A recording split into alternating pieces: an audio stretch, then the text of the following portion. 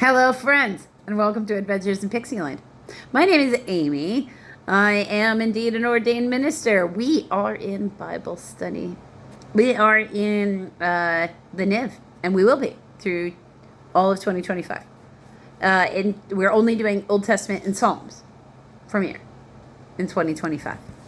The Proverbs are posted on the Facebook page, and all of the New Testament videos are already available on the YouTube channel. So we'll complete the NIV this year, and we'll go into the KJV next year. We will start the comparison language, and starting with the Proverbs, because that's what I'm assembling. That's the easiest one. So, in this video that we are in the book of Genesis, we are in chapter 38, and we are doing all of chapter 38, which is verses 1 through 30. So, let us jump in. This one's called Judah and Tamar. Now, remind you that Judah is the one who thought of selling Joseph into slavery in the first place. Chapter 38, verse 1. At that time, Judah left his brothers and went down to stay with a man of Adullam named Hira. Adull, like a duel, right? Lam, Adullam, named Hira. There Judah met the daughter of a Canaanite man named Shua, S-H-U-A. You guys should know I mispronounce things all the time. It's all right. If you want to correct me down below with some phonetics so I can learn how to say it, I'll be happy for that. It's not an insult to me. He married her and he lay with her. Okay, so Judah got married. She became pregnant and she gave birth to a son who was named She conceived again and gave birth to a son named Onan. She gave a birth to still another son, and she named him Selah. It was at Kezbib that she gave birth to him. So it's important to know that Selah was birthed at Kezbib. Okay. Judah got a wife for his firstborn, and her name was Tamar. But Judah's firstborn, was wicked in the Lord's sight. So the Lord put him to death. Now, how he did that, we're not told.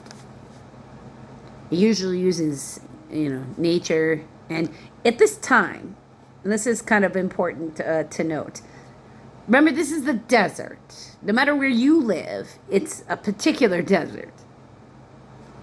I live in a desert.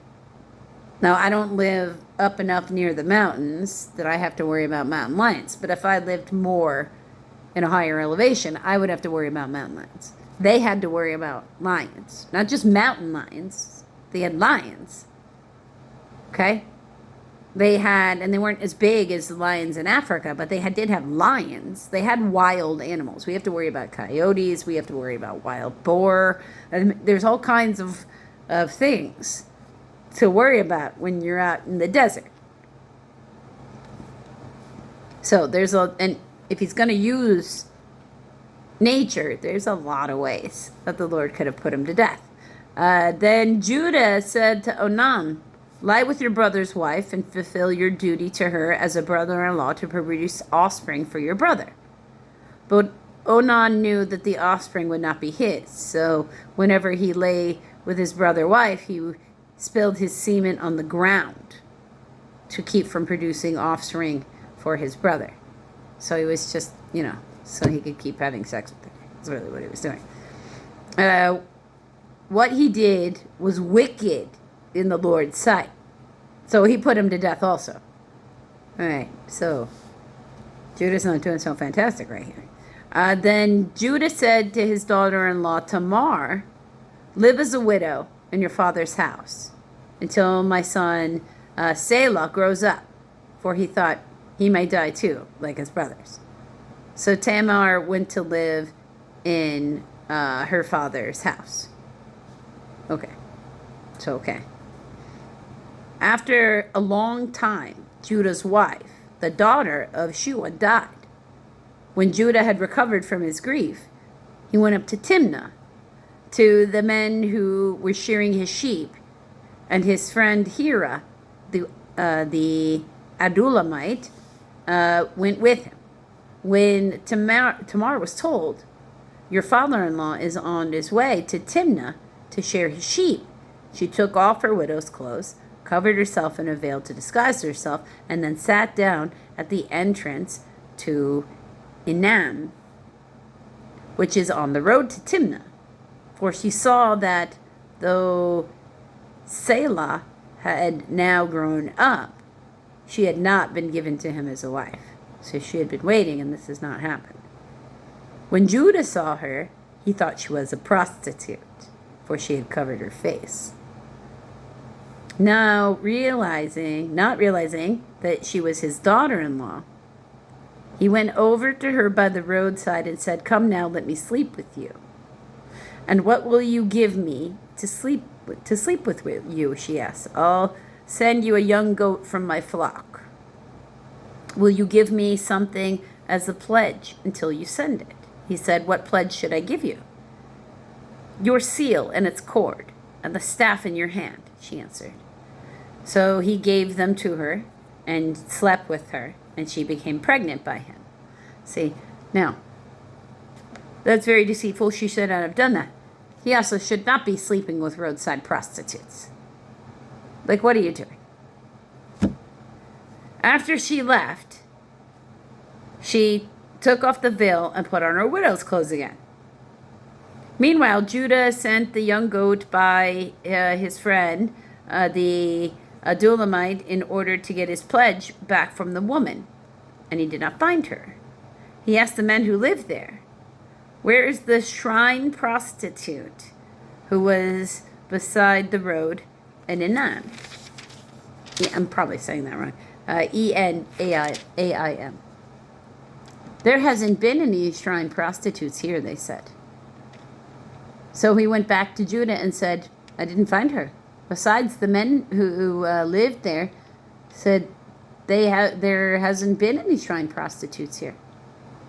Then Judah said, "Let her keep what she has, or I will become a laughing stock.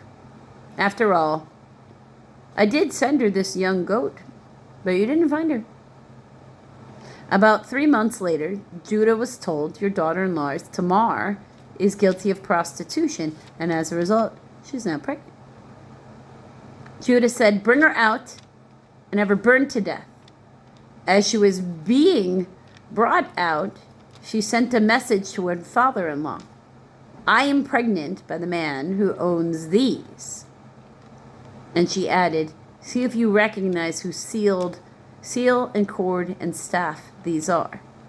Judah recognized them and said, "She is more righteous than I, since I wouldn't give her to my son Selah." And he did not sleep with her again. Sorry, I paused so you guys didn't have to hear my weather report for tomorrow. So he realized that he had slept with his daughter-in-law. Now he's going to have a baby by her. But he's like, okay, but I'm never going to sleep with her again. Because if he hadn't slept with the roadside prostitute, he wouldn't have this problem. When the time came for her to give birth, there were twin boys in her womb. As she was giving birth, one of them put out his hand.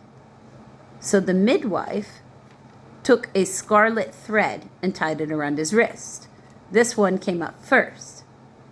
But when he drew back his hand, his brother came out. And she said, "So this is how you have broken out." He was named Perez. That means breaking out. Then his brother, who had the scarlet thread on his wrist, came out, and he was given the name Zerah. That means scarlet or brightness. Zerah.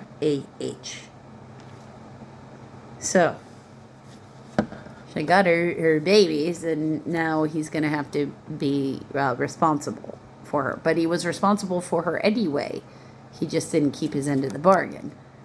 So now he kind of has to serve it himself, right? Even though he won't ever touch her again. Until the next video, friends.